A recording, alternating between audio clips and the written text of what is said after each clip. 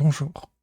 Je fais cette vidéo pour dénoncer du harcèlement et des abus sexuels de Lénophie tout au long de notre relation, puis un harcèlement sans relâche à la sortie de celle-ci.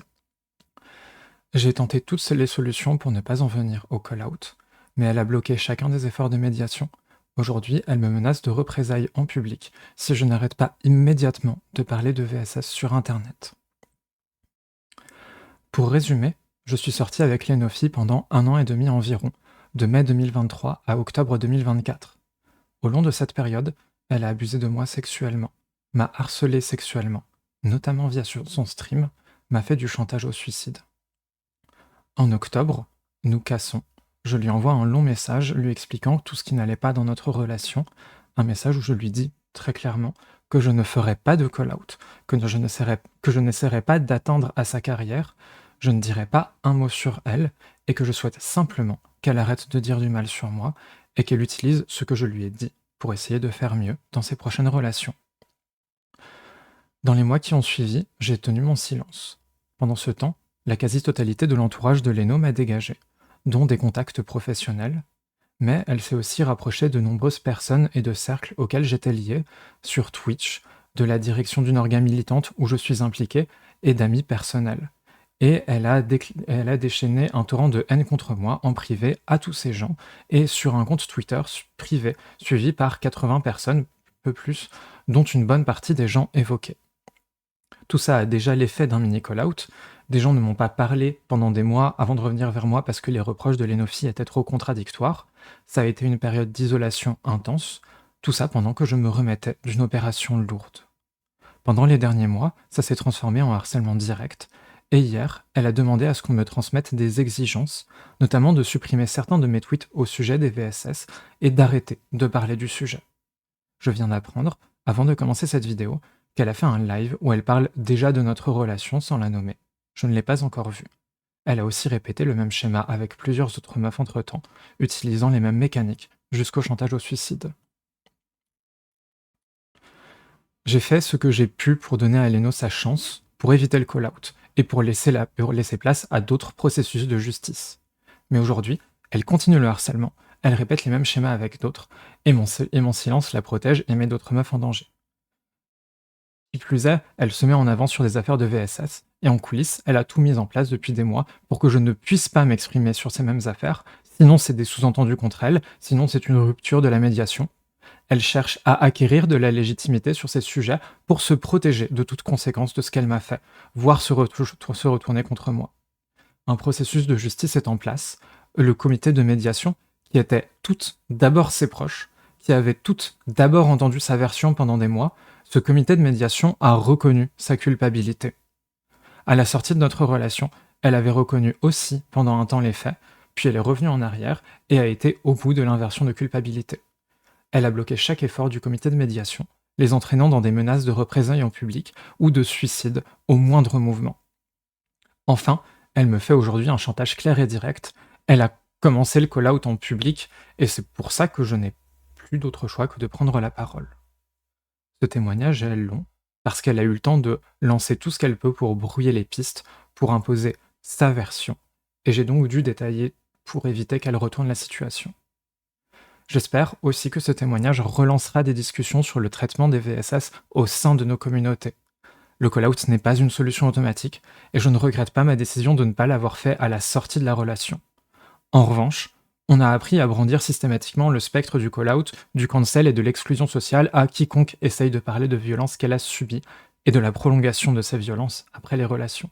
Une rhétorique qu'on a beaucoup héritée de streamers qui sont aujourd'hui outés pour les violences qu'ils ont commises. Léno a largement utilisé cette rhétorique-là pour me peindre comme la méchante qui voulait la cancel à une époque où je ne disais pas un mot sur elle. Et commencer cette inversion de culpabilité. Dans mon témoignage, j'ai détaillé la partie du harcèlement post-relation pour souligner comment, quand on ne traite pas les affaires de VSS, l'agresseuse peut prolonger son emprise et c'est la victime qui subit ces violences, cette exclusion, ce cancel, en plus du trauma des faits. Et c'est l'absence de cette gestion qui a fait qu'aujourd'hui, je dois recourir au call-out. Tout d'abord, la rencontre. J'ai rencontré Lénophie en 2023 lors d'un événement professionnel de jeux vidéo où je donnais une conférence, la donne. Elle raconte souvent cet épisode comme elle qui tombe violemment sous le charme de la grande youtubeuse célèbre. Lorsque j'ai été invité, j'avais globalement un quart du following que j'ai aujourd'hui. Euh, et les seules personnes que je connaissais du milieu, c'était 3-4 queers croisés au syndicat. Globalement, j'étais la vidéaste un peu bizarre, dont on comprend pas trop les vidéos, mais qui a l'air intelligente. Dans ma vie personnelle, j'avais repris le TDS 1 an et demi plus tôt, en ligne d'abord, puis IRL, parce que j'avais besoin de fuir le lieu où j'habitais. Je n'arrivais plus à tenir le job et j'avais besoin de sous. Dans cette période, j'ai vécu une agression sexuelle, j'ai tout lâché et j'ai replongé dans une dépression violente en essayant de faire des vidéos pour tenir à quelque chose. À la donne, j'étais toujours dans la même situation et j'étais très fragilisé.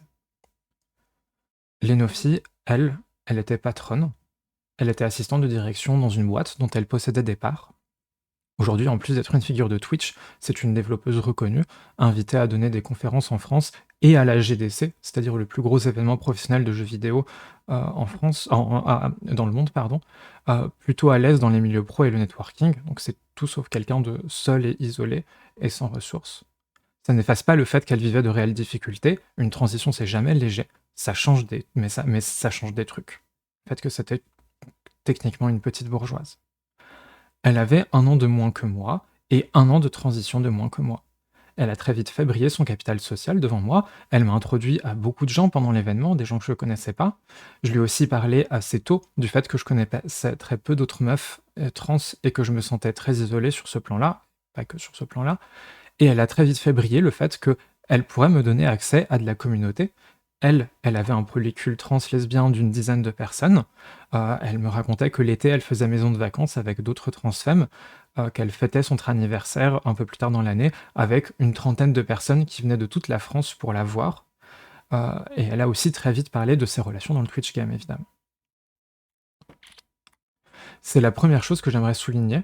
Léno était très bien entourée avant d'être streameuse, avant même les quelques relations qu'elle me reprochera ensuite de lui avoir fait perdre. La deuxième, c'est que Léno s'est présentée à moi comme une meuf sûre d'elle et bien entourée.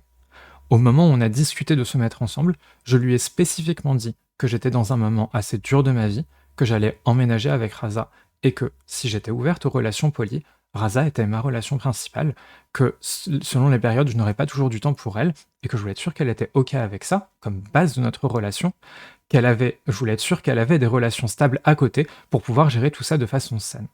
Elle m'a annoncé que tout allait bien avec son large pellicule, qu'elle comptait justement emménager avec Alice, qui était sa relation principale à elle.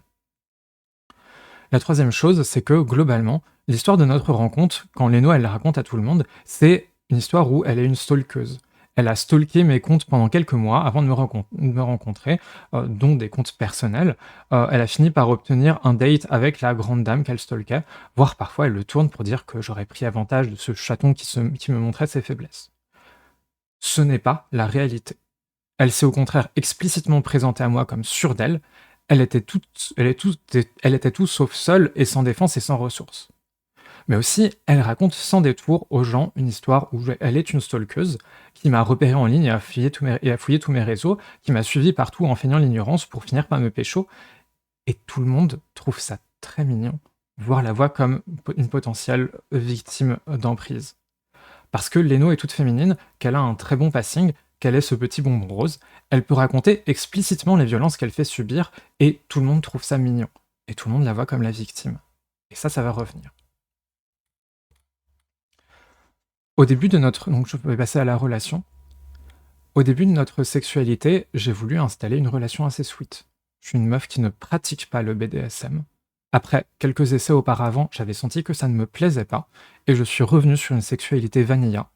Et au vu de ce dont je sortais, les abus, j'avais clairement du mal à me projeter dans d'autres choses, et c'est pas du tout ce que je cherchais. Léno a demandé quelques actes de kink précis, que j'ai accepté d'essayer, d'autres où j'ai exprimé mon malaise. Pour donner un exemple précis, j'étais mal à l'aise avec du dirty talk violent et rabaissant, et c'était clair. Assez tôt, on a eu une relation à 3 avec une autre de ses partenaires, où celle-ci a utilisé du rabaissement assez violent, et ça touchait très très près de choses que j'avais vécues. J'ai eu après ça une discussion avec Léno le lendemain pour lui dire que ça m'avait mis mal à l'aise, mais que sa partenaire ne pouvait pas le savoir et qu'il n'y avait pas de souci. En revanche, Léno avait très bien eu l'info que c'était quelque chose qui ne me plaisait pas. Mais elle ne l'a pas vu comme une barrière, elle l'a vu comme une limite contre laquelle pousser. Elle m'avait tout de suite vu en fait comme sa grande meuf domina, musclée, virile, et elle a imposé cette vision. Elle s'est mise à réclamer ces dynamiques d'humiliation et des actes de plus en plus rabaissants en m'en parlant dans nos conversations, en envoyant des mèmes et des dessins. Elle l'évoquait dans les sextos.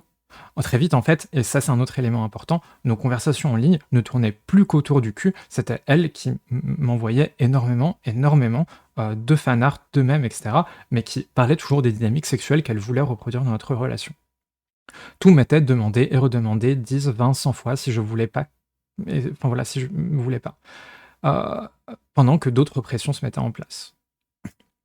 Je rentrais déjà dans une mécanique claire d'abus, je dissociais pendant le sexe. Raza m'a rappelé plusieurs fois, et ce dès le début de la relation, que je lui ai demandé à Raza comment je pouvais dire non à Leno sur certains actes sans qu'elle se brusque. Chaque fois, je refusais à Leno, puis elle redemandait, puis elle redemandait. Surtout, très tôt dans la relation, deux dynamiques supplémentaires se sont rajoutées. La première, c'est la dynamique émotionnelle. Elle m'a parlé assez tôt du fait qu'elle avait des angoisses, des peurs de l'abandon, qu'elle se sentait vite très sale. Elle parlait beaucoup du fait que le BDSM lui servait à guérir ses angoisses, et il y avait une pression énorme pour accepter, sinon c'est que je lui refusais de la soigner.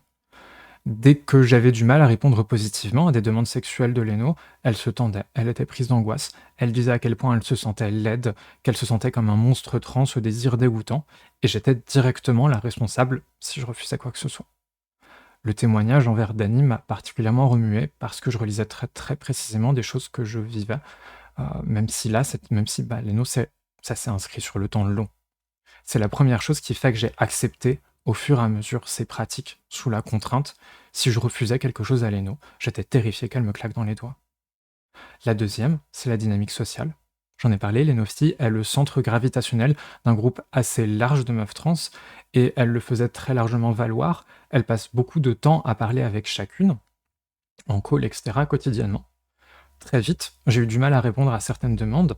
L'hypersexualisation de nos messages faisait que je commençais à avoir des périodes où j'avais du mal à répondre à ces messages entièrement tout court, et pas que. J'en reparlerai. Elle a immédiatement commencé à se plaindre à son entourage que je ne lui parlais plus, que je me désintéressais d'elle, que je la jetais maintenant que je l'avais utilisée. Elle disait clairement qu'elle était trop amoureuse de moi, voire qu'elle n'arrivait plus à coucher avec quiconque d'autre, ce qui était une nouvelle fois une pression émotionnelle immense. J'étais la responsable de tout son mal-être quand je disais non. Pour rappel, jusqu'à la fin de notre relation, elle avait au moins 4 autres relations dans son polycule, et l'accord, dès le départ, c'est que je ne pouvais pas être centrale.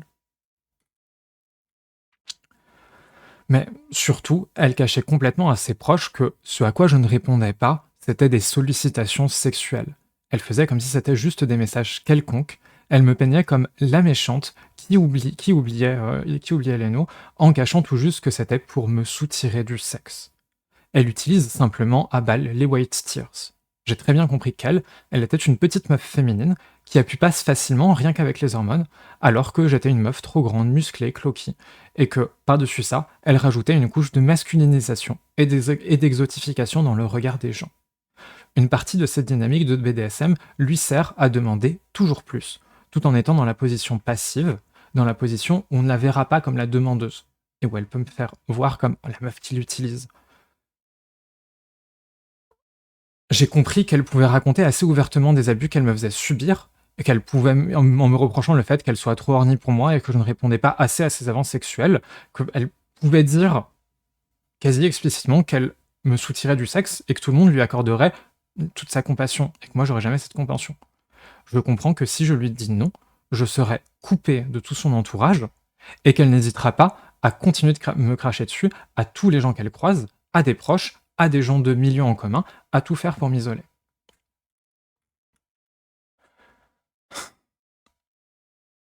C'est comme ça que Leno a imposé par la force une sexualité BDSM avec des pratiques lourdes que j'avais refusées.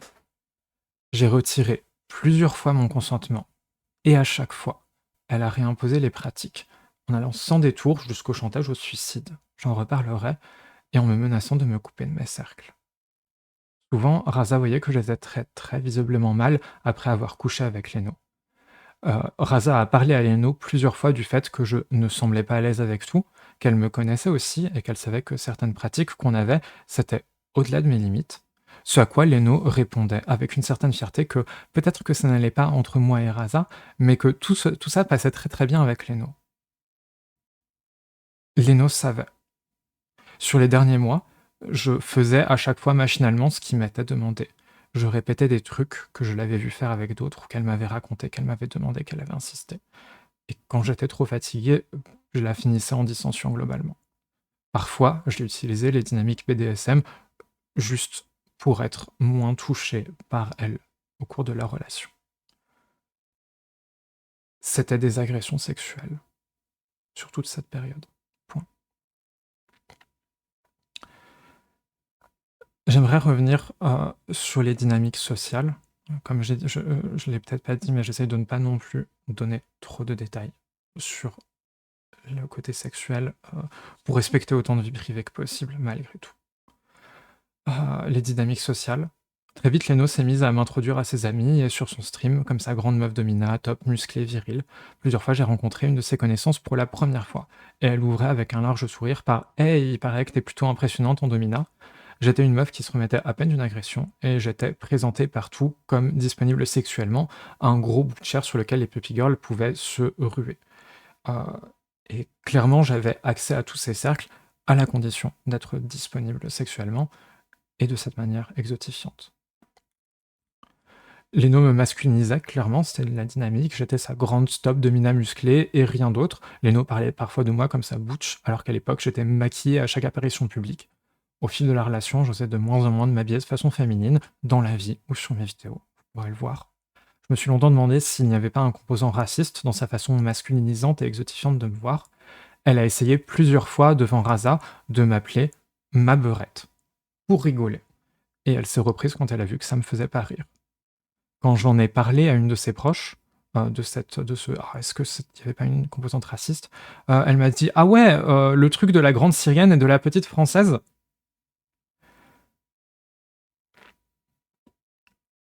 Je suis horrifié. Je n'avais évidemment jamais laissé ça rentrer dans la relation. Elle a sexualisé un truc dont je lui ai parlé comme elle le faisait avec tout surtout qu'on parlait de trucs sur lesquels c'était compliqué pour moi. Voilà. Je suis horrifié aussi qu'elle ait été chercher son fantasme exotifiant, arabesque, sans toucher une meuf avec la peau un peu trop sombre, qu'elle ait pris la seconde gêne la plus blanche comme un cul pour faire ça. On finissait par dire, pour dédramatiser, qu'elle s'était vraiment fait son couscous cordon bleu. J'aimerais enfin aborder la, la fin de la relation. Je le disais, plus la relation avançait, plus j'avais du mal à répondre à Leno. Je n'arrivais même plus souvent à ouvrir nos conversations en ligne parce que je ne supportais plus la sexualité omniprésente. En vérité, je n'arrivais même plus à ouvrir la plupart des conversations en DM sur Twitter, même avec Raza. Je ne l'ai pas reprécisé, Raza, je pense que c'était clair, ma partenaire principale et ma partenaire tout court maintenant, qui est là. Leno en était consciente au début de l'été 2024. Elle m'a proposé de s'organiser en séparant les conversations Twitter. Sur mon compte principal, on aurait une conversation sans cul, et sur un compte secondaire, elle m'enverrait les messages ornis pour que je puisse répondre plus facilement quand je n'arrivais pas à parler cul. Quand je n'arrivais pas à parler. Elle savait, elle était parfaitement consciente que j'étais mal. J'avais toujours autant de mal à ouvrir ces messages normaux et les messages normaux de tout le monde à côté, après la séparation des channels, mais en plus, elle n'a pas hésité à se déchaîner encore plus sur les messages sexuels. Et en particulier, 3 fois, je les ai comptés, où elle m'a envoyé, pendant l'été, au milieu de la nuit, des messages longs et extrêmement graphiques. Alors qu'elle savait que j'étais mal, la conve à part, c'était surtout pour qu'elle se sente plus libre de parler de cul. Au milieu de l'été 2024, pendant une journée où je n'arrive pas encore à lui envoyer de messages, elle fait une tentative de suicide. Elle explique très clairement à tout le monde que c'est parce qu'elle attendait désespérément un message de ma part depuis la veille. Je suis mort d'inquiétude et de culpabilité, on en parle beaucoup, On établit des petits rituels pour, comme s'envoyer un selfie tous les matins. Elle dit que c'était vraiment pas pour me mettre la pression, mais en fait, très clairement, genre, enfin voilà, explicitement, en privé, à tout le monde, elle m'a désigné comme la coupable de sa TS auprès de tous nos proches, tout en continuant de cacher que c'est, et elle en est parfaitement consciente une fois de plus, que c'est à cause de la façon dont elle impose le sexe dans notre relation, dans nos messages, que j'arrivais même plus à répondre, même plus à les ouvrir.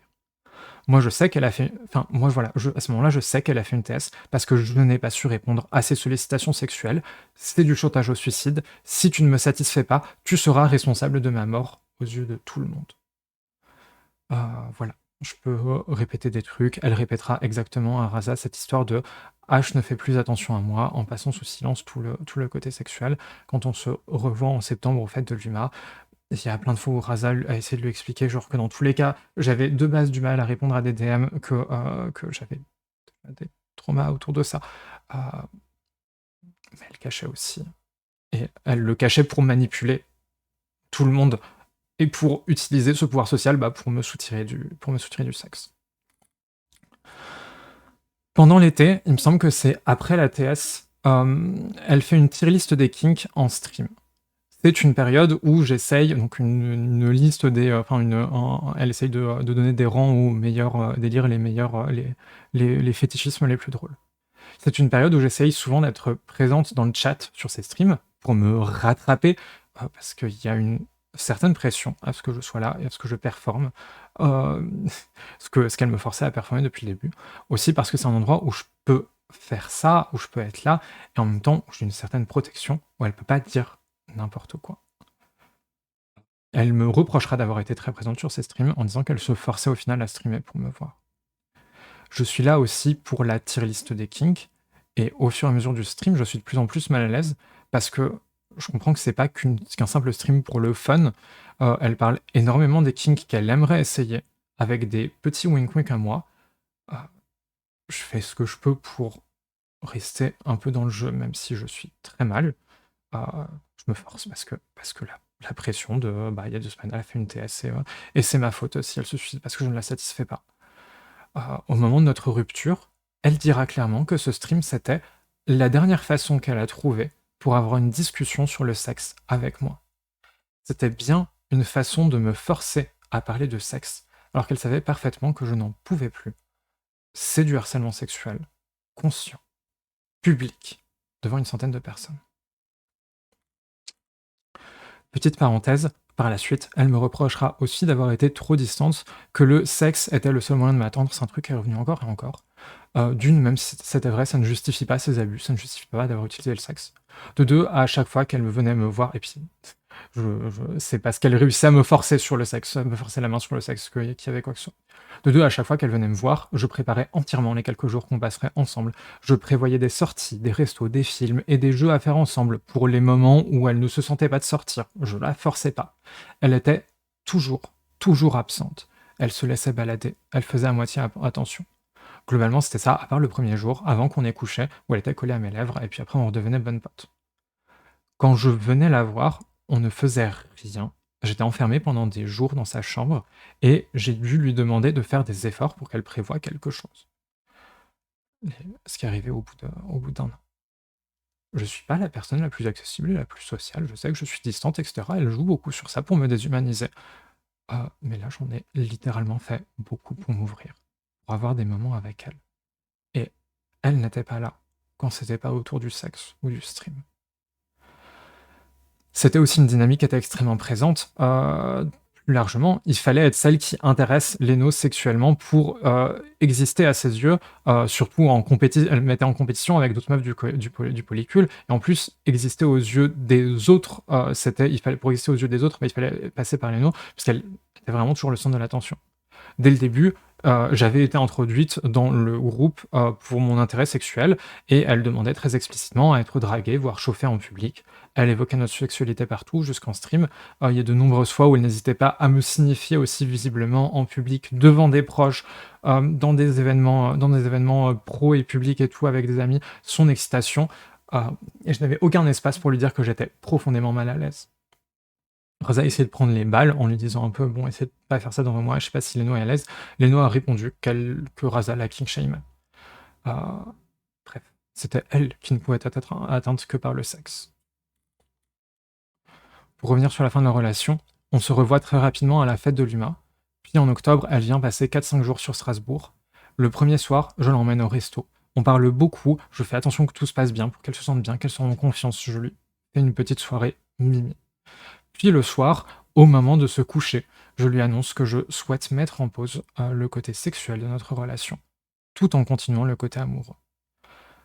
Très honnêtement, ça faisait des mois que je cherchais un moyen de la quitter, tout en étant terrifié à la fois de lui faire du mal, qu'elle se fasse du mal, et à la fois des représailles qui allaient me tomber dessus ensuite. Et clairement, si je ne l'ai pas quitté là, et si je ne l'ai pas quitté plus tôt, c'est parce que je crevais de peur. Elle explose en larmes. Puis, peu à peu, elle vire en crise d'angoisse. Elle passera l'intégralité de son séjour à osciller entre larmes et angoisse, et je fais tout pour être présente, pour la prendre dans mes bras quand elle le souhaite, pour la rassurer, alors que je suis en train de réaliser que j'étais depuis des mois dans une situation d'abus violent. J'avais prévu plusieurs sorties, un film, festival de films lesbiens pendant son voyage pour avoir des moments rassurants. Peu importe, on ne sort pas, on joue à des trucs ensemble, je sors des jeux vidéo, on regarde des films. Et voilà, je prends sur moi, dans cette situation-là, en train de réaliser des abus, pour quand même la rassurer, parce qu'effectivement, elle fait exactement la crise que j'avais toujours peur qu'elle fasse si je lui refusais quoi que ce soit.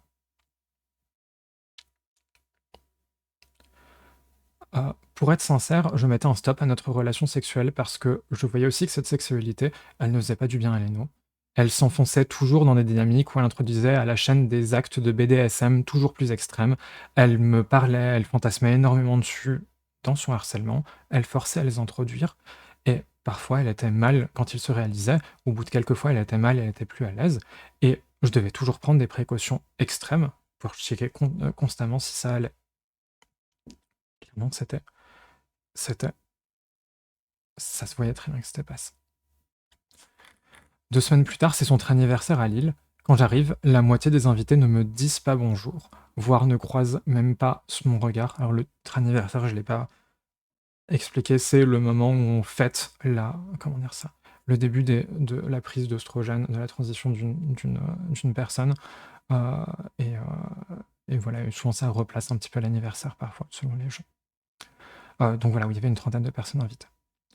Donc, beaucoup de gens ne veulent même pas croiser mon regard. Je comprends ce qui se passe, que j'ai refusé à Leno et que du coup, toutes les représailles commencent à arriver. Je fonds totalement dans l'angoisse. Je passe l'après-midi à être infect. Je n'arrive pas à prononcer un mot de tout le dîner.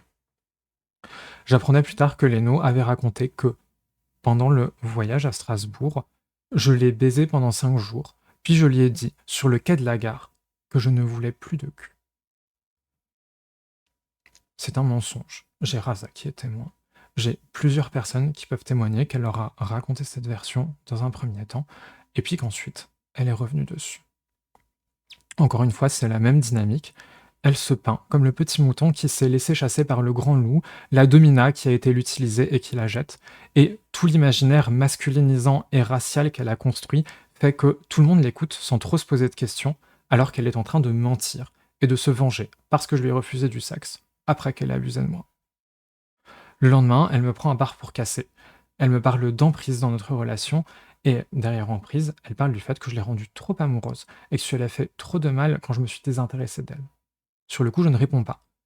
Mais moi, je parle d'emprise dans notre relation, et moi, je parle du fait que, pour au moins les 6 derniers mois de notre relation, chaque jour, je me suis demandé comment je pouvais la quitter, comment je pouvais m'échapper de nos relations sexuelles sans qu'elle se fasse du mal et sans qu'elle lance des représailles.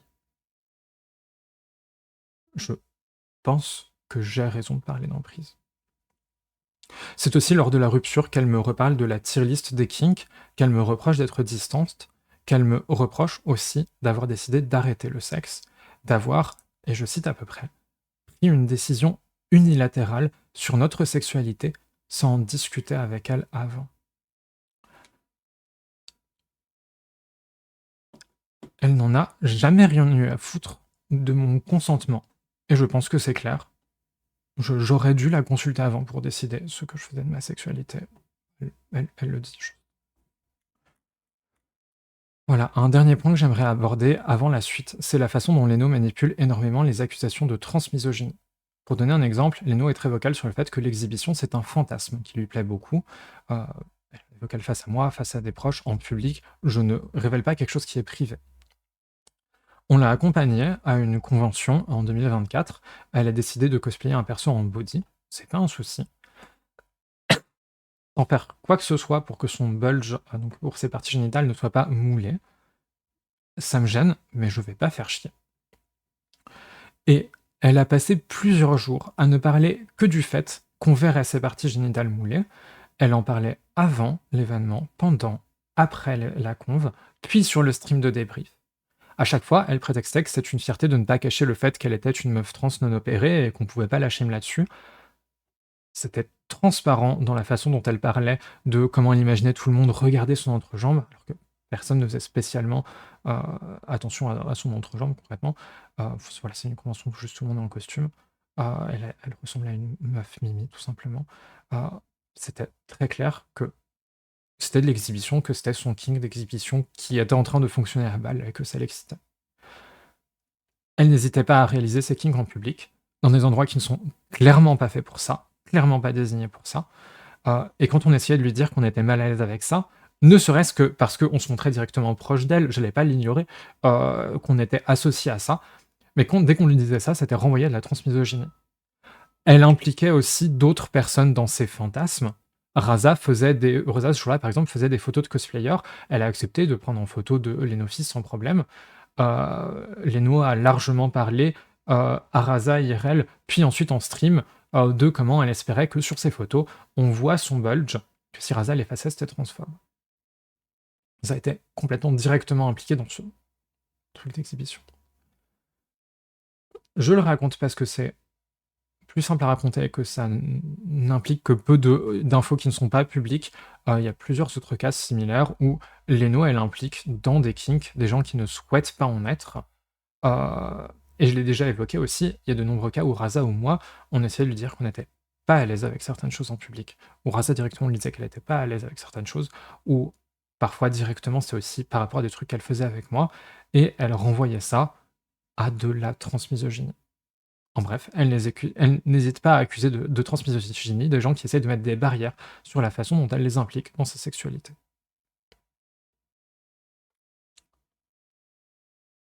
Ok. Je vais passer à l'après de la relation et le harcèlement. L'une des terreurs principales de Leno et l'une des choses principales qu'elle me reproche, c'est de parler dans son dos, de vouloir la call-out et l'isoler, de provoquer son downfall. Jusqu'en février-mars 2025, je ne parle de la relation à personne, à part une amie proche, qui vient m'aborder pour avoir ma version parce que Leno lui en a parlé. En revanche, elle fait exactement ce qu'elle va me reprocher de faire.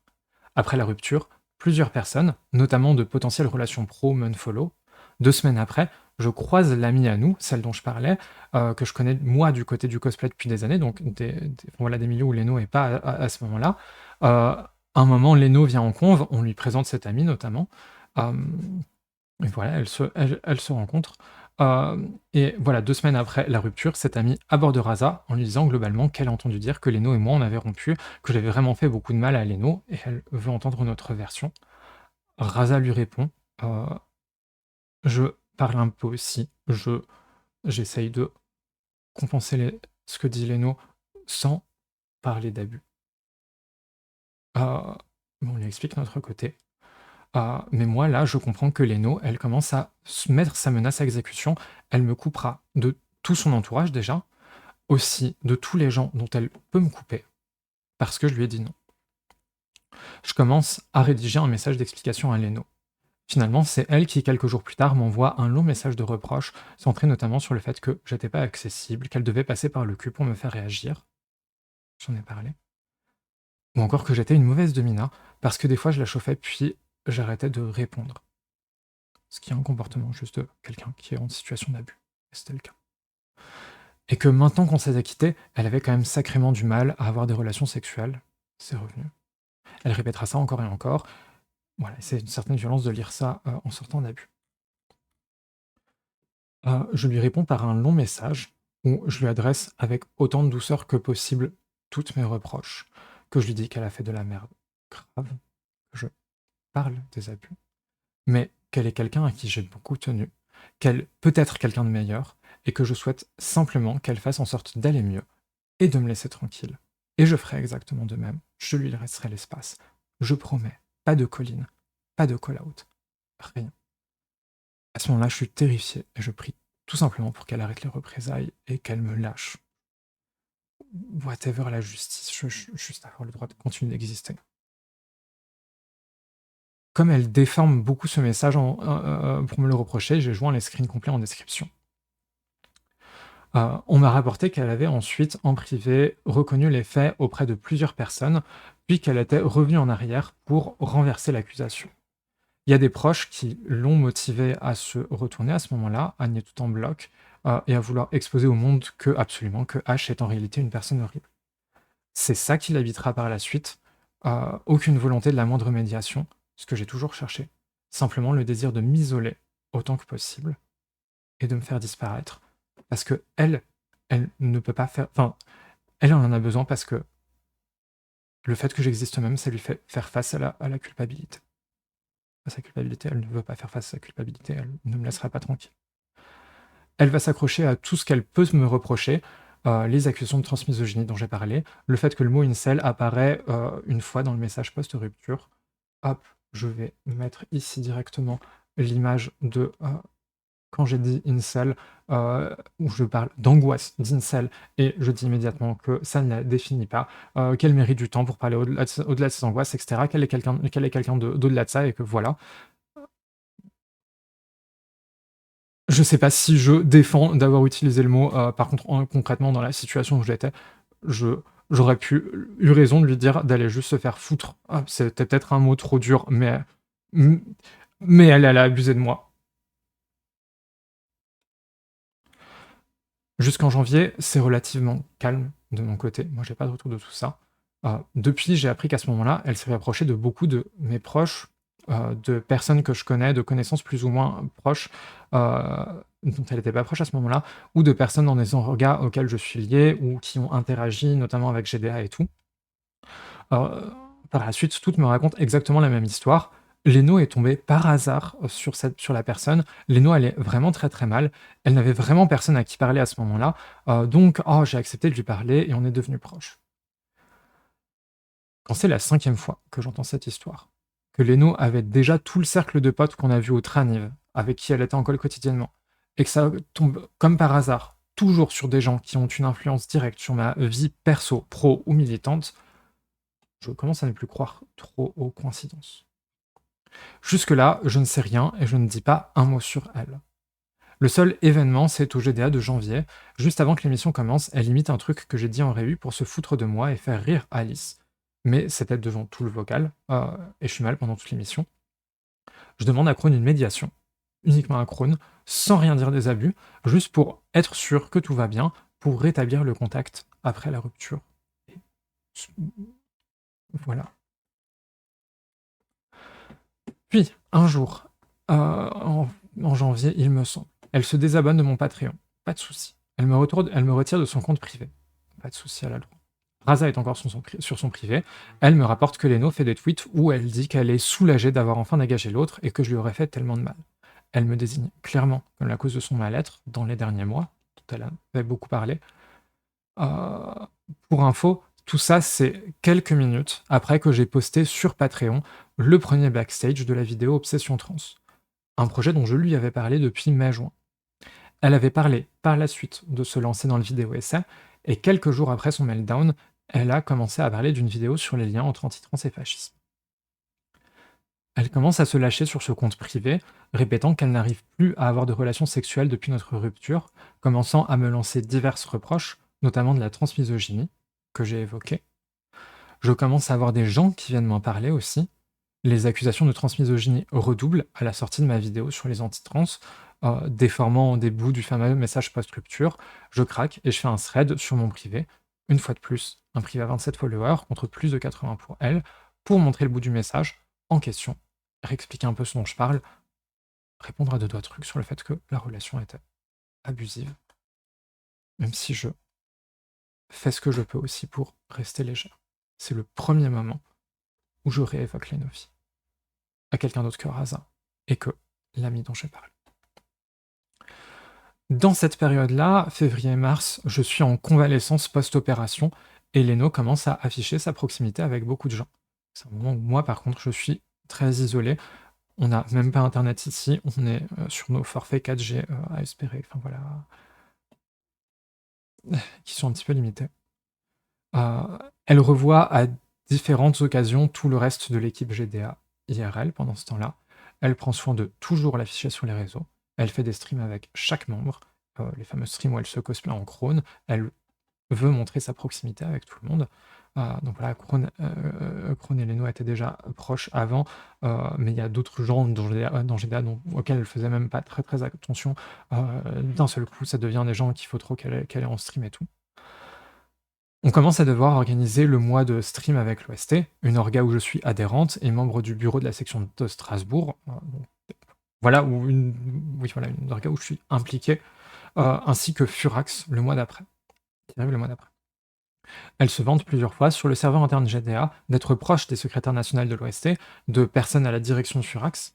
La quasi-totalité des premières discussions avec ces orgas, elle se fait via Leno, via CDM, qu'elle leur parle déjà, elle nous retransmet juste les infos dont elle discute en DM. C'est jamais ce qu'on avait établi comme fonctionnement dans GDA. Littéralement, le stream OST est interviewé par GDA sur la chaîne de Furax, on apprend 4 jours après que l'heure est déjà choisie et que c'est Krone et Leno qui y vont. Le reste de GDA n'a eu aucun mot à dire, aucune info même dessus. Dans le mois de mars, plusieurs accusations de VSS sortent dans les sphères internet de gauche. À chaque fois, elle tente de se mettre dans une position pivot de la médiation et du contact des victimes, et elle est réussie. Elle est déjà à la fois en train de poser ses pions. Il y a des gens qui lui disent déjà que c'est quand même très proche de trucs qui se sont passés avec elle. Enfin, pendant cette période, elle a parlé à plusieurs gens du fait qu'elle se sentait mal avec le fait que j'étais à GDA et que ça serait plus simple sans, non? Heureusement, tout le monde lui a mis un stop, mais elle a tenté de m'en dégager. GDA, pour le contexte, c'est Game Dolls Advance, qui est le stream, qui est le podcast mensuel qu'on a. OST, c'est l'organisation de solidarité trans, avec qui on a fait un mois où on a fait plusieurs streams avec elle pour une cagnotte qu'elles organisaient. Furax, c'est un événement de stream caritatif contre féministes, globalement. Sur différents, voilà, selon l'année, sur différents thèmes féministes. Tout ça, c'est de l'intimidation.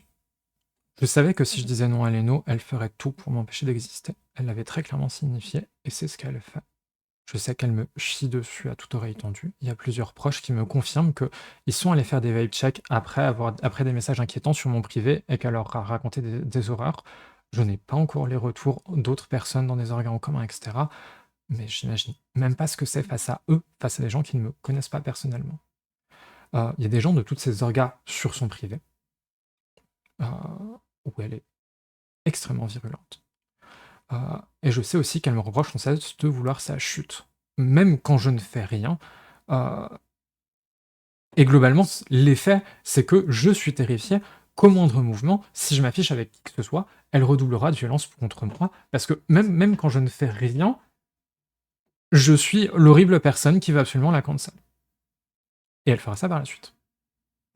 Du coup, je crève de peur à la moindre interaction avec des gens en public, je m'isole de plus en plus, je n'ose parler à personne. Elle voit le fait même que j'existe comme une agression contre elle, et je dois me faire invisible. À la fin du mois de mars, une partie de l'équipe de GDA monte sur l'île pour filmer des combats de boxe GDA contre OST. À ce moment-là, on est toujours censé être en termes OK avec Leno et collaborer professionnellement. La veille du tournage, on se retrouve à une projection concert à la CNT locale. J'arrive un peu en retard, Leno est sur un canapé avec toute l'équipe de GDA, celle qui est présente, et les SN de l'OST, et on m'a rapporté après qu'elle s'était arrangée explicitement pour qu'il soit rempli et qu'il n'y ait plus de place pour moi. Quand je passe, elle ne lève pas les yeux vers moi, je ne peux pas lui dire bonjour. La salle est remplie, je dois me caler tout au fond, donc je suis encore exclu de tout le groupe. C'est tellement symbolique de ces 4 derniers mois à me foutre dans un coin pour ne pas polluer l'espace de mon agresseuse, que je fais discrètement une grosse crise de panique. On m'aide dans un coin parce que je suis muette, immobile et tremblante. Leno part au milieu de la soirée et dès qu'elle arrive chez elle, elle lance un stream. Le pitch qu'elle explique, c'est que Krone doit dormir chez elle ce soir-là. Il va arriver d'ici 1 heure et elle va le forcer en arrivant à streamer avec elle plutôt que de dormir. En attendant, elle passe 1h20 du stream à surjouer la folie. Elle met de la techno très fort et headbang, puis elle fait des longs sourires flippants à la caméra. D'une, c'est abusif pour Krone. Tout le monde savait qu'il était ultra fatigué et qu'il traversait des trucs très difficiles. Elle veut le forcer à s'afficher avec elle. De deux, c'était terrifiant de mon côté. J'ai attendu d'être rentré du week-end pour regarder le stream, parce que voilà, là ça avait explosé, je ne regarde plus ces streams et là j'avais besoin de savoir. Et juste, mon ex, qui a abusé sexuellement de moi, est toujours, 4-5 mois après, toujours obsédée par moi. Elle me recroise une fois, elle pète un câble et se stream devant 100 personnes en train de sourire de façon terrifiante à la caméra. Que la folie soit réelle ou pas, c'est pas à moi d'en parler, c'est pas à moi de commenter sur ces sujets-là. Ce que je sais, c'est que c'est pas une excuse pour faire des abus de cette ampleur et qu'elle est parfaitement consciente de me faire du mal quand elle fait ça. Et pareil que tout au long de la relation, elle était parfaitement consciente, elle avait une continuité dans les souvenirs, dans les façons dont elle expliquait tout ce qu'elle faisait et tout. De 3, son premier réflexe, en paniquant parce qu'elle me voit, c'est de lancer un stream et d'exiger d'être avec quelqu'un de proche de nous deux. C'est ce que je décris depuis tout à l'heure. Elle se rapproche consciemment des gens auxquels je suis lié. Elle s'affiche avec eux pour s'assurer de les avoir dans son camp et pas dans le mien. Elle sait que ça va m'atteindre. Elle sait que je sais qu'elle parle. Là, vous avez le lien direct. Son premier réflexe, c'est de chercher à s'afficher en public avec. Et c'est d'utiliser les invités de son stream pour faire ça. Et c'est une constante. Pendant ce week-end, je parle à une personne proche de GDA, proche de Leno aussi, pour être sûr que les conséquences ne seront pas injustes, que ça va pas exploser parce que je parle. Mais je lui dis clairement qu'il s'agit de violences sexuelles. En rentrant, le marathon GDA XOST est dans 1 semaine, personne n'a rien fait. Je me dis merde, j'ai pas laissé ça se péter la gueule, même si je suis mal. Je gère les plannings, les donation goals et j'aide Raza pour les visuels. Je fais une grosse partie de l'orga. À ce moment-là, je suis du père sur qu'est-ce que j'ai le droit, qu'est-ce que j'ai pas le droit, quelle est la situation. On était censé regarder des relations pro. C'était le dernier truc dont on avait parlé avec Leno. Et il s'est passé ce truc terrifiant le week-end dernier. Je ne sais pas si Leno souhaitera que j'apparaisse en même temps sur le stream ou pas. J'en ai aussi clairement marre de m'effacer. Je reste en arrière. Sur le planning, je m'inscris en avance aux 2 créneaux où je suis nécessaire. 2 heures sur 12 heures de stream. Et je me dis que je me calerai une fois qu'elle aura pris ses créneaux. Que je me calerai à des endroits. Je poste les plannings. Quelques minutes plus tard, Leno s'est inscrite sur tous les créneaux où je ne suis pas dans la journée. Je suis mal en voyant ça. Elle est partout. À la présentation de l'intro et du rush de fin, j'aurais été effacé de tout le mois avec l'orga où j'investis de mon temps dans l'event que j'ai en grande partie organisé. J'explose sur quelques tweets sur mon privé. Effectivement, là, je parle clairement d'abus et je dis clairement qu'elle m'a agressé. Le matin du marathon, 30 minutes avant le début, Krone nous transmet que Leno ne sera pas là parce que crise d'angoisse. On se démène pour la remplacer alors qu'on n'avait rien préparé. On gère, ça se passe plutôt bien.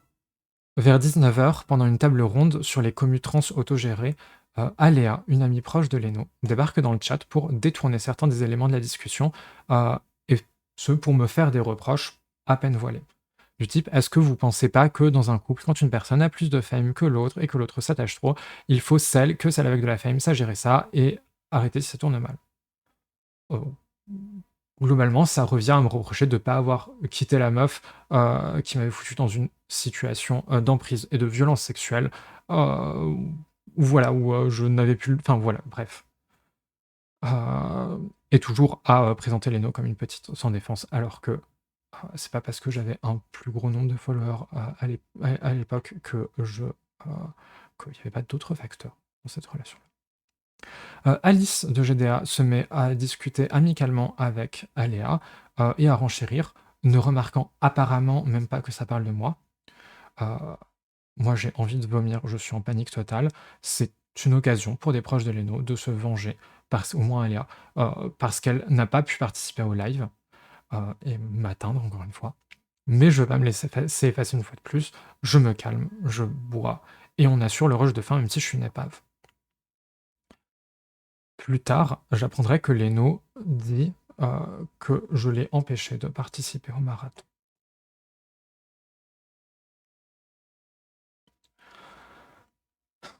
On décide de mettre GDA en pause par fatigue générale. Leno fait des grands messages dans le Discord interne sur le fait qu'elle ne peut pas continuer parce qu'elle a appris des trucs. La médiation doit avoir lieu. C'est de l'intimidation qui n'est même plus voilée. Alice renchérit en lui demandant ce que c'est. Leno lui dit viens, on va parler en privé. La semaine d'après, Leno et moi sommes invités au même événement pro. On me fait savoir qu'elle m'interdit de venir à sa conférence et elle se place systématiquement à choper les intervenants en sortie de conf et je dois systématiquement me mettre de côté. J'ai compris le message. Genre, elle va continuer à me défoncer si je fais quoi que ce soit. Il y a tout le temps Alice à côté d'elle. J'expliquerai pourquoi je note ça. Je suis saoulé une fois de plus de devoir m'écarter pour respecter l'espace vital de mon agresseuse. Pendant cette période, plusieurs personnes se brouillent avec Leno, notamment pour des schémas similaires à celui qu'elle a eu avec moi. La plupart n'ont même pas eu vent de mon côté de l'histoire quand elles arrêtent de parler à Leno. À certaines, elle fera du chantage affectif, prétextant ses peurs de l'abandon, il faut absolument que tu me répondes. Des pressions déjà là-dessus. Elle menacera de les dégager de ces communes qui sont leurs espaces sociaux, l'isolement. Elle fait aussi de façon omniprésente du chantage au suicide. Courant avril, une meuf lui envoie un message pour lui dire clairement qu'elle ne souhaite plus lui parler. Elle fait immédiatement une TS, qu'elle raconte en détail, en privé, puis en public, désignant cette meuf largement comme la responsable, enfin voilà, à tout le monde en privé, comme la responsable de cette TS. En plus, dès que quelqu'un ne va pas dans son sens, elle est convaincue à chaque fois que c'est parce que j'ai parlé, elle est sûre que je suis la mastermind derrière tous ses soucis, elle met son malaise et ses TS sur mon dos, et elle menace à répétition de me call out. Perso, je réalise qu'il y a beaucoup de similarités, que ça tombe toujours sur des meufs moins parfaites qu'elle peut me masculiniser et dégenrer, et surtout, je réalise que mon silence l'a très largement protégée, mon silence qu'elle continue d'enforcer, où elle continue de balancer toutes les pressions alors que je le garde déjà beaucoup, beaucoup trop. Toutes les personnes à qui j'ai pu parler semblent constamment sous la peur d'une TS de Lenofi à ce moment, et c'est pour ça qu'elle continue d'interagir avec elle, et c'est, enfin voilà, tout le monde est sous cette pression-là. Elle bloque complètement le processus de médiation. Je vais revenir dessus. Fin mars, je l'ai dit, face à l'intensification des représailles, je parle enfin clairement d'abus sexuels auprès de personnes de GDA et de l'approche que j'ai évoquée. Début avril, un comité de médiation se crée. À la mi-avril, je n'ai aucune nouvelle, aucune mesure. J'envoie un message pour au moins réclamer qu'on reconnaisse que cette médiation, elle est là pour traiter un cas de VSA, c'est pas un conflit. Dans les médiations, il n'y a pas de proches à moi. Il y a plusieurs proches et ex-proches de Leno, notamment Alice, qui est son ex-petite amie principale que j'ai évoquée, qui est toujours une amie proche, qui a involontairement participé et été présente dans plein de cas de harcèlement. Et même là, j'accepte qu'Alice lise l'histoire, qu'elle juge de la véracité des faits, parce que je veux désespérément une réaction, j'ai pas le temps de négocier encore. Je dois attendre plusieurs réunions, la médiation finit par reconnaître que je suis une victime. Début mai, je n'ai toujours pas d'audience avec le comité. Mais la vérité, en fait, c'est aussi que pour tous les dysfonctionnements qu'il y a effectivement eu avec la médiation, est-ce qu'il y avait autant de proches de Leno dedans, la vérité derrière aussi, c'est que toutes les semaines, elles doivent gérer une nouvelle crise de Leno, une nouvelle vague de menaces de son côté, de suicide ou de call-out, parce que quelqu'un lui a refusé quelque chose, et que c'est forcément de ma faute, et que c'est son downfall, etc., etc. Au début du mois, la médiation finit par faire une réunion avec Leno, où on m'annonce que c'est pour la pousser à s'éloigner de Twitch, Elle réplique qu'elle n'a rien d'autre et finalement la médiation se contente d'une promesse, de sa part, de ne plus parler de moi, qu'elle a déjà brisée. Je vais le répéter encore une fois, quand elle dit qu'elle n'a rien d'autre que Twitch, c'est une prof, c'est une personnalité du monde du JV français, invitée en conférence, une petite bourgeoise, ex-patronne et actionnaire, avec un cercle d'amis large, avant même ces derniers mois, qui est à l'aise dans les milieux pro et le réseautage. Encore et encore, elle exploite les wild tears, elle sait que elle peut éviter toute conséquence juste en montrant, en parlant de sa souffrance et en faisant des chantages. Elle sait que les gens ne peuvent même pas, même s'ils n'écoutent pas, il n'y a pas d'autre choix que de pas réagir. Elle sait qu'en brandissant le spectre de l'isolation sociale, de la mort aussi, face à des meufs trans qui ont vécu tout ça près d'elle, elle sait qu'elle peut les mobiliser qu'elle peut mobiliser tout ça pour éviter toute conséquence à ses actions. C'est ce qu'elle a fait d'un bout à l'autre. Elle a évité toute conséquence. Et même quand je voulais pas de conséquences, elle m'a chassé partout. Elle a passé des mois à se déchaîner sur moi et à m'isoler en me reprochant. Elle me reprochait de faire exactement ce qu'elle me faisait. Elle brandissait partout le spectre du call-out pour faire exactement ça, pour faire exactement cette isolation sociale. Et tout le monde gobait cette petite histoire parce que c'est une meuf blanche douce et mimi. Exemple continué, un peu plus tard, Leno fait son live avec Marvel Fitness. Ça la met dans les petits papiers de la gauche anti-cancel. Et surtout, bah, il y a des personnes qui ne voulaient plus interagir avec elle, qui finissent par voler à son secours parce qu'elle est en danger. Elle sait très bien que se mettre toujours au bord du gouffre, ça lui permet de récupérer les gens. Elle continue, elle continue, elle continue. Elle sait aussi très bien que à ce moment-là, personne dans GDA ne peut s'élever contre elle en public parce qu'elle pourrait le tourner comme une agression perso. Alors que nos images sont liées à la sienne. Je peux rien dire parce qu'elle manie les menaces de suicide, de call-out, ou si moi je fais quoi que ce soit à côté call-out, de me faire passer pour l'horrible cancelleuse si je dis quoi que ce soit. Elle a, voilà, elle a tout mis en place pour essayer de m'immobiliser.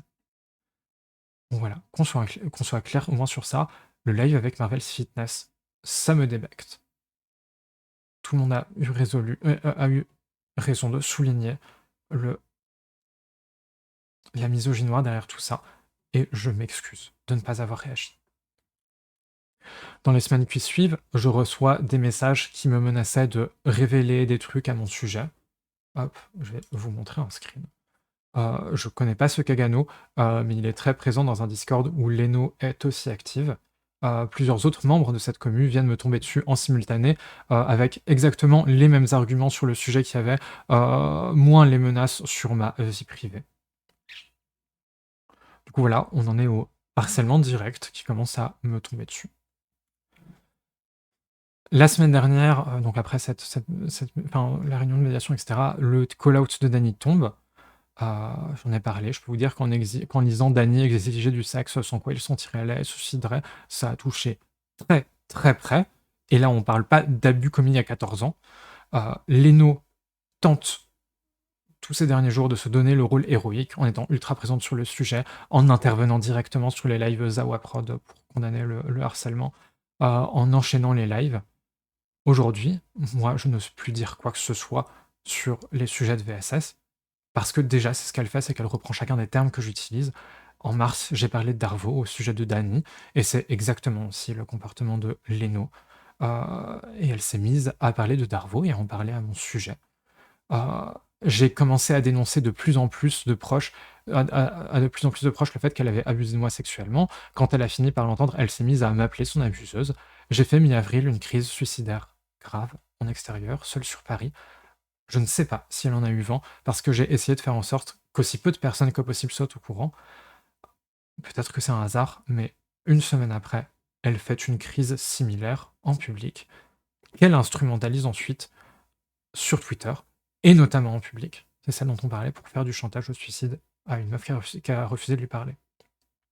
Elle peint chacune de mes interventions sur une potentielle, sur Internet comme une potentielle agression à son égard, et derrière, elle reprend tout ce que je dis pour le retourner contre moi, parce qu'elle se raccroche à toutes les branches pour éviter de faire face à la culpabilité qu'elle veut absolument éviter.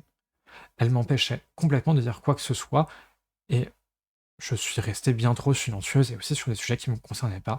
Je pense que c'est évident maintenant, mais si je parlais pas de l'affaire Dany, c'est pas parce que je restais éloigné du discours, je crois évidemment les victimes. et le milieu l'a protégée. Tout ça, elle le fait très clairement, et on aurait dû croire Krista plutôt. Tout ça, elle le fait très clairement pour se donner une légitimité, pour parler de VSS, à monter autant que possible sa défense et son capital social pour pouvoir le déchaîner le jour où des accusations sortiraient. Dany avait adopté exactement la même stratégie, imposer des termes et sa présence dans le discours sur les VSS pour les manipuler ensuite. Et là encore, elle essaie de se protéger en disant « mais non, mais si vous dites ça à mon propos, c'est transmisogyne », genre, elle reprend juste simplement les mêmes dynamiques, c'est tout. Elle essaie de se protéger parce qu'elle, non, c'est une meuf trans. Depuis des mois, elle me contraint, moi et tout son entourage, à l'inaction et au silence pendant qu'elle tente de consolider autant que possible son intouchabilité, de retourner de plus en plus les faits. Moi, depuis, je suis obligé de disparaître quasi complètement d'Internet. Hier, une orga refuse sa demande d'adhésion. On m'appelle en catastrophe parce que Leno est convaincue que c'est de ma faute. Elle est à 2 doigts de me call out. Elle m'envoie une liste en 8 points d'exigence. L'une d'elles, c'est que je dois supprimer plusieurs tweets, notamment celui qui parle de Darvo, et me faire petite sur ces questions-là. Il n'y a plus rien d'indirect, elle exige que j'arrête de parler de VSS sur Internet. Alors que le féminisme, c'est un de mes sujets centraux, auquel je suis personnellement lié, pendant que elle fait son beurre sur le sujet. Elle monte également d'un cran en gravité dans les termes qu'elle utilise pour m'accuser. C'est toujours les mêmes mécanismes. Elle voit que des gens ne l'écoutent plus. Là, elle a vu que même le comité de médiation ne l'écoutait plus. Alors elle utilise des termes plus graves pour forcer à écouter. De mon côté, j'utilise les mêmes termes depuis le début de la relation. C'est le Darvo. C'est essayer de dire les trucs les plus graves possibles pour essayer de cacher les dynamiques qu'il y avait en dessous. Juste pour brouiller les pistes, juste pour que ça finisse en « ah, il y a des torts des deux côtés ». Chaque seconde où je garde le silence, elle l'utilise à amasser du pouvoir, à retourner les accusations pour rendre impossible de distinguer qui est agresseur et qui est victime, en asseyant son pouvoir et sa légitimité autant qu'elle peut. Je ne peux plus me taire.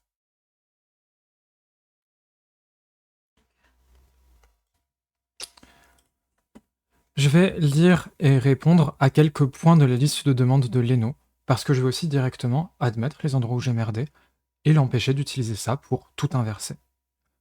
Je refuse de la lire entièrement, parce que son but, c'est de lancer des accusations tellement graves que ça brouillera les pistes, et que je ne serai pas la plateforme de ça. Elle souhaite notamment que H sache que Leno, je cite, lui reproche des trucs transmiso, notamment la traité d'incel, notamment le double discourse entre elle et Raza, notamment sur le fait de dire son dead name. J'ai parlé de la façon dont Leno utilise les accusations de transmisogynie, j'ai redonné le contexte dans lequel j'ai utilisé le mot incel. Le double discours Gunner, j'en sais rien. Elle aime des représentations de meufs ultra sexualisées, ultra objectifiantes, en soulignant bien que c'est parce que ça l'excite sexuellement, et si quelqu'un essaye de mettre de la distance avec ça, c'est transmiso. J'ai fini par réagir sur ces questions dans le cadre de GDA, pas en lui reprochant des trucs personnellement, mais parce qu'à un moment, c'est un discours qu'on porte dans l'émission sur les représentations de meufs, sur les représentations objectifiantes, qui se répand à travers nous, et que, juste, je peux donner mon avis. J'ai développé mon point de vue. Elle le tourne comme une attaque perso depuis.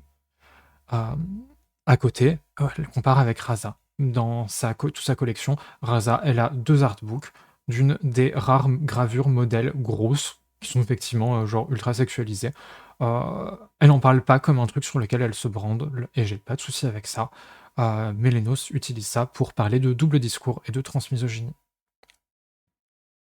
En vrai, je vais être sincère, genre j'en connais des meufs cis qui ont exactement les mêmes fixettes sur les trucs très Gunner que Leno, et je leur parle même, je leur adresse même pas la parole. Enfin, j'ai effectivement prononcé le dead name de Leno en public.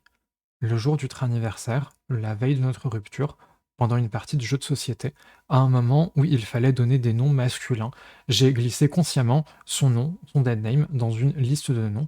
Les gens qui ne le connaissent pas pourront vous confirmer qu'elles ne l'ont pas remarqué.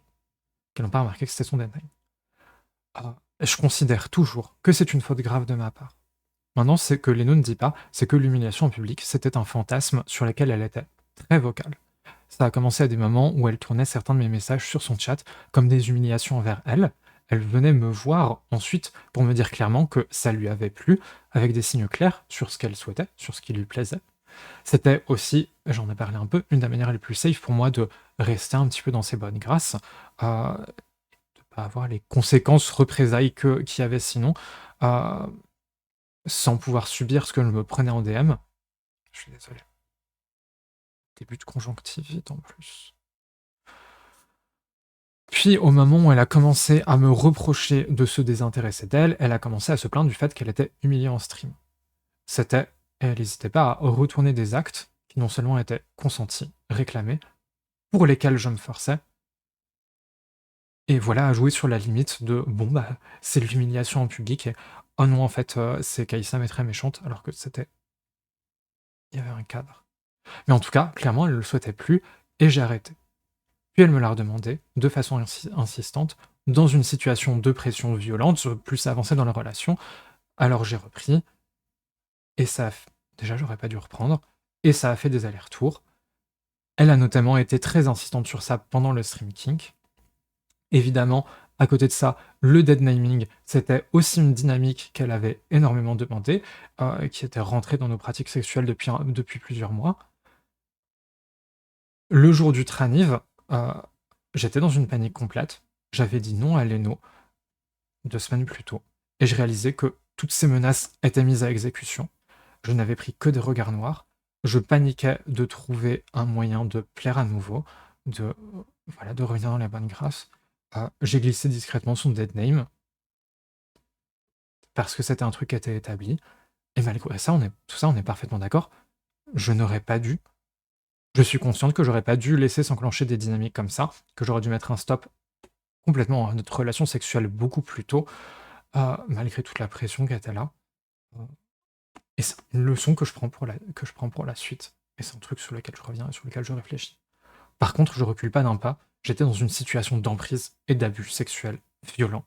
Quand les nœuds utilisent ça, c'est pour retourner le truc. C'est pour me reprocher de pas être partie alors que je voyais que la relation était toxique pour moi. Elle cherche à brouiller, voilà, à faire ça comme une situation de violence mutuelle. Et ça, je ne le laisserai pas s'installer. Je prends le temps d'expliquer ça parce que c'est un exemple simple d'une dynamique qui était récurrente de notre sexualité. Leno me demandait à répétition un acte, mettait la pression en public via son stream, etc., jusqu'à réussir à l'imposer de force. Et quand on le réalisait, parfois ça lui plaisait pas, parfois ça lui plaisait plusieurs fois, puis d'un coup ça la mettait mal. Et je suis consciente que c'est un des risques du BDSM, et je faisais autant de checks que possible. Et j'arrêtais quand je voyais que ça n'allait pas.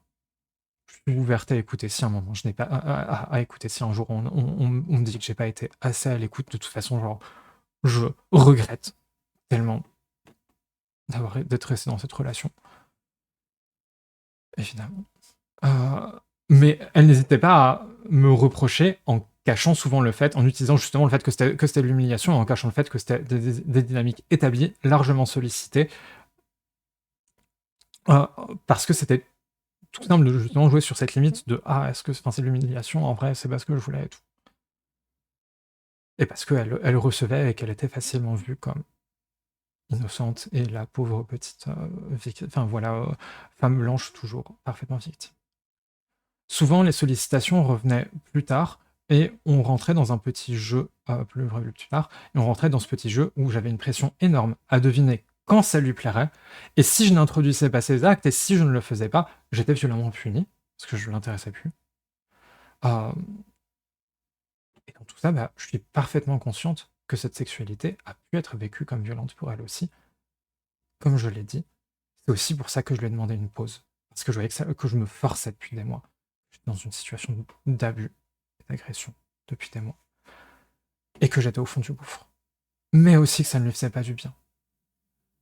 Elle utilise ça pour brouiller les pistes. Je répète, une fois de plus, que c'était une situation où elle abusait de moi, qu'à chaque étape, c'est une sexualité qu'elle m'avait imposée par la force, que son rapport à la sexualité, évidemment, était fucked up et que je comprends que ça ait pu lui faire mal, mais que dans tous les cas, elle allait reprocher ça à moi, le jouet qu'elle avait façonné pour se faire plaisir dessus comme elle le souhaitait, puis pour reprocher de son mal-être.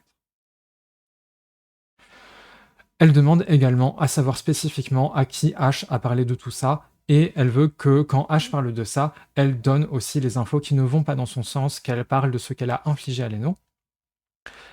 Elle veut toujours contrôler précisément à qui j'ai parlé, quand à peu près chaque meuf trans que je croise a déjà entendu sa version. Et ce qu'elle cherche derrière ces accusations graves, c'est toujours à revenir sur une situation de tort partagé. C'est ça qu'elle veut, c'est ça qu'elle dit dans sa deuxième demande. Elle sait très bien que j'étais dans une violente situation d'emprise et d'abus. Et elle cherche des endroits où elle peut faire reconnaître la violence que elle a ressentie pour brouiller cette situation-là. Alors que j'ai tout fait pour m'éloigner d'elle et ne plus avoir d'influence dans sa vie, elle se bat encore et encore pour m'atteindre, pour me désigner comme la cause de tous ces maux, parce qu'elle ne peut pas accepter qu'elle ait pu abuser de moi et elle a besoin de me détruire. Et voilà que je le fais, même que j'existe, ça le rappelle. Non, je le répète, je tire les leçons. Je suis terrifié d'avoir accepté de suivre dans sa sexualité une meuf qui allait aussi mal. Et je veux effectivement plus jamais que ça se reproduise. Pour la personne en face aussi. Mais elle abusait sexuellement de moi et il n'y a pas de bémol à ça. Elle veut que je sache qu'une connaissance aussi, c'est une autre demande, elle veut que je sache qu'une connaissance en commun était choquée d'entendre la version de Leno, avec un nom précis. Cette personne, c'est littéralement la première personne hors de la médiation face à laquelle j'ai directement parlé d'abus, début avril. Rien d'autre avant. Et c'est une des seules, encore aujourd'hui. Pour vous dire, comme elle joue sur son omniprésence dans nos cercles, j'en ai parlé à une personne, et elle l'a su, et elle me le fait savoir, et elle fout la pression pour ça.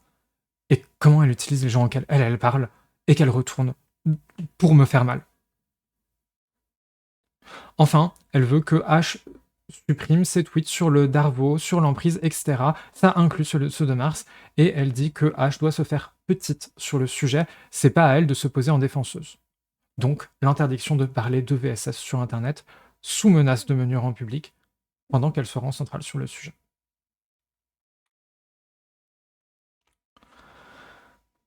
Voilà.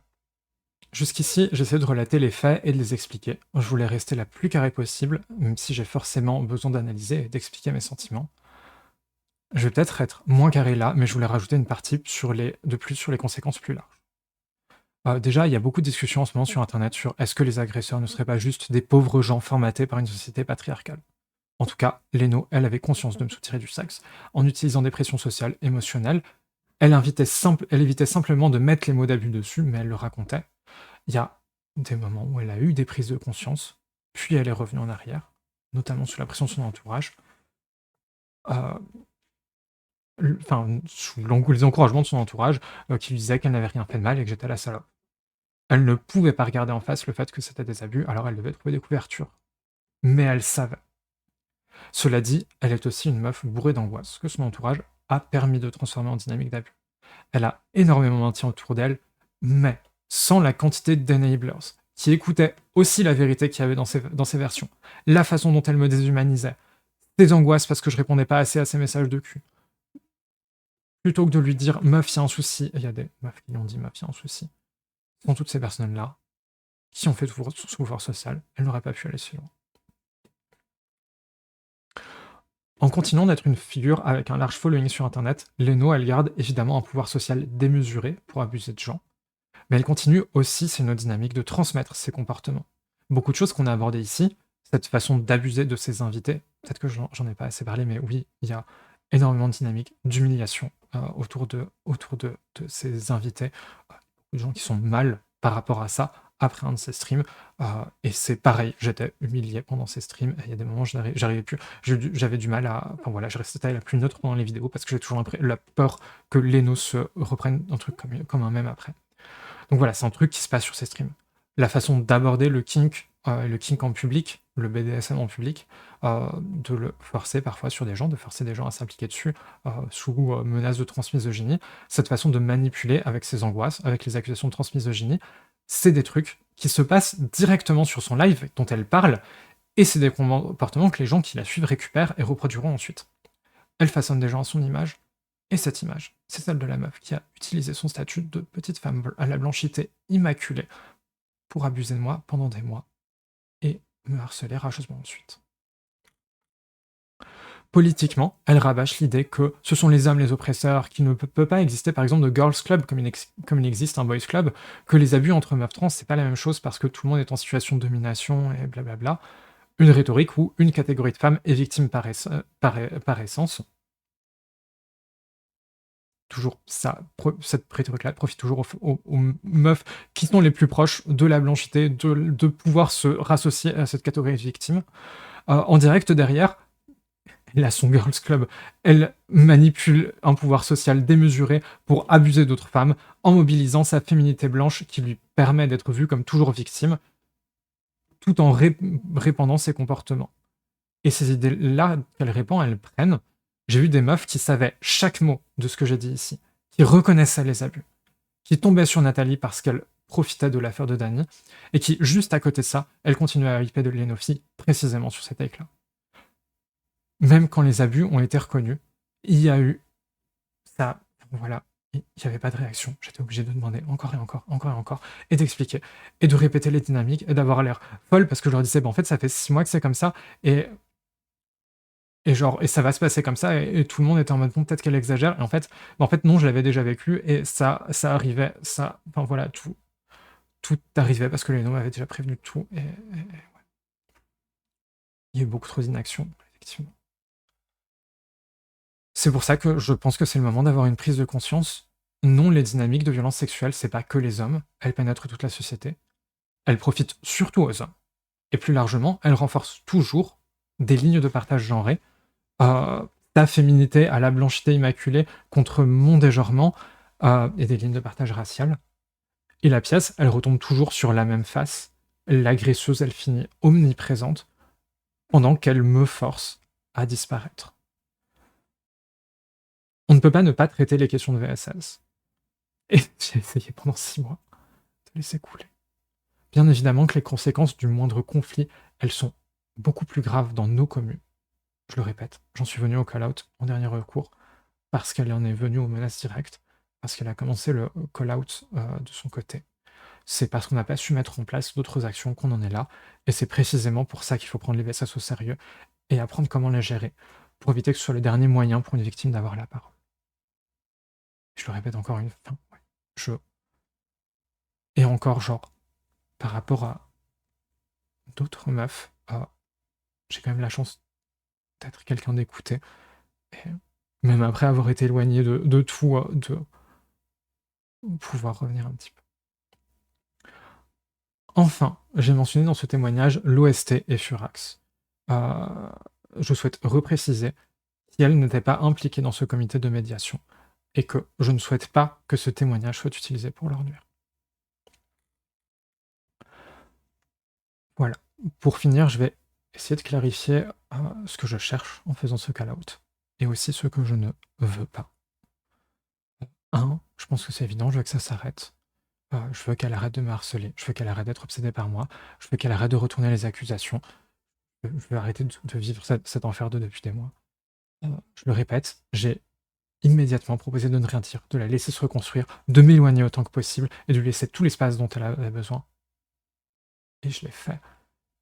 Et c'est elle qui a cherché tous les moyens possibles pour m'atteindre, c'est elle qui a utilisé cet espace pour tout retourner contre moi, qui a mis chaque personne de notre entourage en compétition parce qu'elle ne pouvait pas lâcher son emprise sur moi.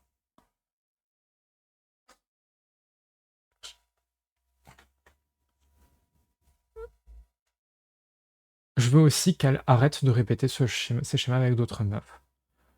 Il y a plusieurs cas où je me suis empêché pendant des mois de contacter certaines amies en commun dont elle se rapprochait de leur entourage, parce que sinon, vilaine canceleuse, elle avait déjà établi toutes les menaces, alors que derrière, elle crachait sur moi abondamment.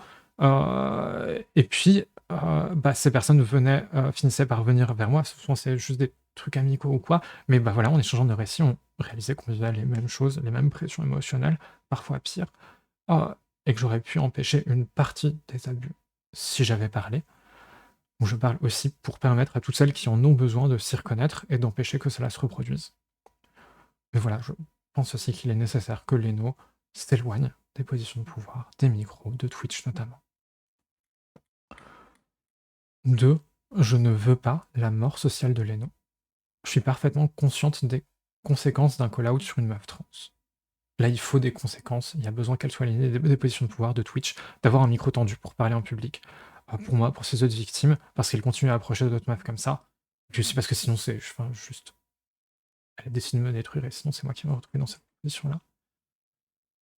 Ce que je veux je veux aussi souligner que si ça aura pour conséquence de l'isolement, Leno ne sera pas soudainement coupé du monde. Il y a un certain nombre de gens qui connaissent déjà tous les faits ici et qui restent proches d'elle parce que foi en la voir changer et s'améliorer.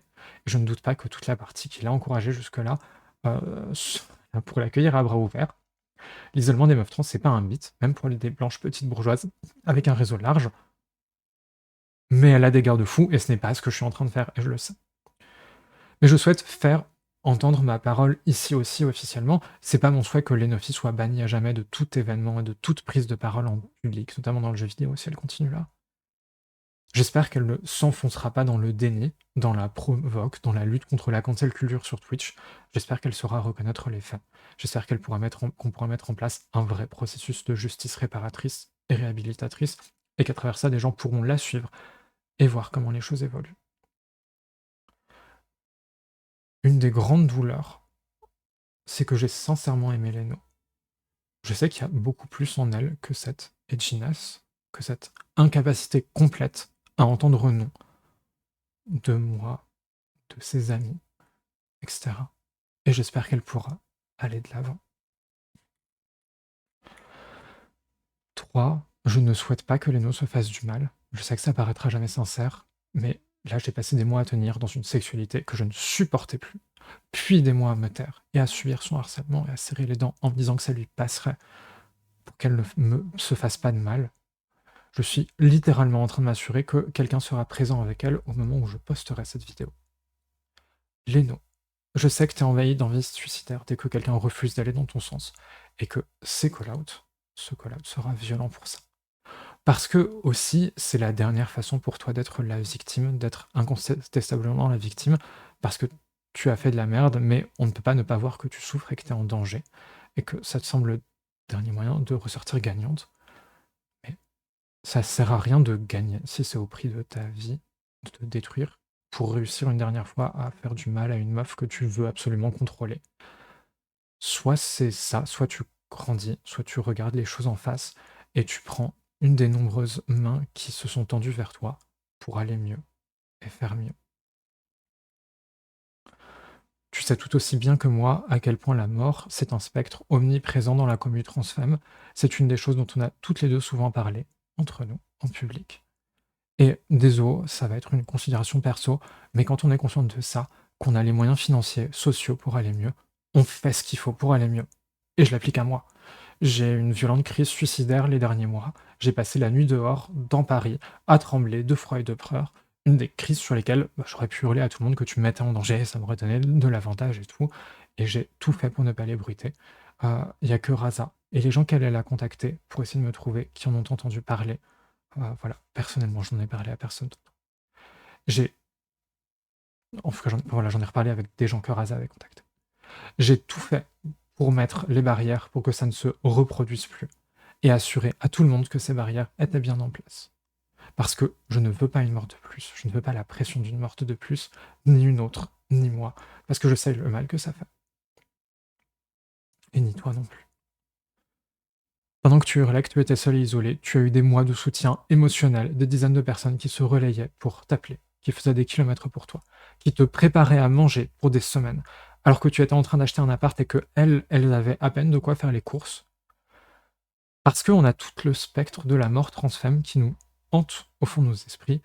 Tout le monde se plie à tes angoisses de petites bourgeoises abusives. Parce qu'on ne veut pas une morte de plus. Et tu sais que t'as ce pouvoir-là. T'as les moyens d'aller mieux. T'avais les moyens juste de m'oublier. Tu as les moyens d'aller voir la psy de ton choix, mais surtout, on t'a proposé des parcours de soins communautaires alternatives à la psychologie, psychiatrie, des trucs dont beaucoup de nos sœurs zinzines et moi, notamment, on n'oserait pas rêver. Et tu as refusé tout pour continuer de streamer. Il y a tellement de gens qui comptent encore sur toi. Il y a des gens qui savent déjà chacun des faits que j'ai décrits ici et qui sont toujours là pour toi.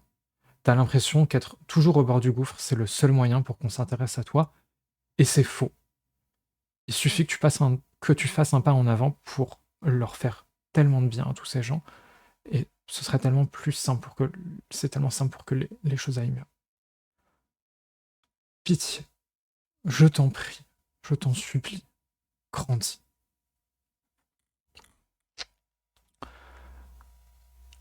Et plus personnellement, j'avais une dernière chose à dire. Ah, si je me suis mise à travailler il y a plusieurs années sur le féminisme, sur les VSS, sur la question du trauma, c'est parce que j'ai vécu des trucs. La première fois où Leno m'a vu, c'était sur scène, donnant une conférence sur le sujet, où clairement, derrière les analyses bien carrées, c'était aussi en tant que survivante qui politique ce qu'elle a vécu, que je prenais la parole. Au fil des 2 ans près de moi, elle a absorbé mes sujets fétiches, mes angles de vue, mes analyses, pas que les miennes, c'est assez transparent dans ses lives, comme elle absorbe tout le trauma des gens autour d'elle, et elle le réutilise. 2 ans plus tard, elle essaye de prendre exactement la place où elle m'a vu les premiers jours, et précisément, elle tente de m'en dégager, et de m'empêcher de parler de ces sujets-là. Quand on s'est rencontré avec Leno, je faisais un deuil.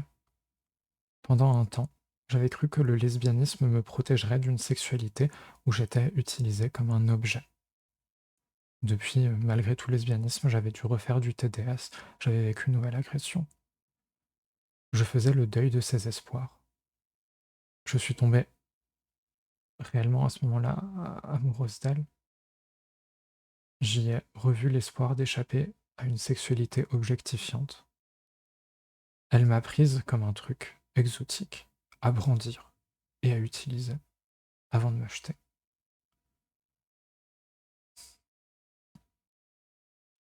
Partout où je vais, je me retrouve dans les mêmes dynamiques de fétichisation, d'exotification, de racisme. Même entre meufs trans, whatever. J'ai perdu espoir aujourd'hui de trouver quelque chose d'autre dans la sexualité que de subir de la violence et d'être un peu plus anéanti. Laissez-moi faire mon deuil en paix.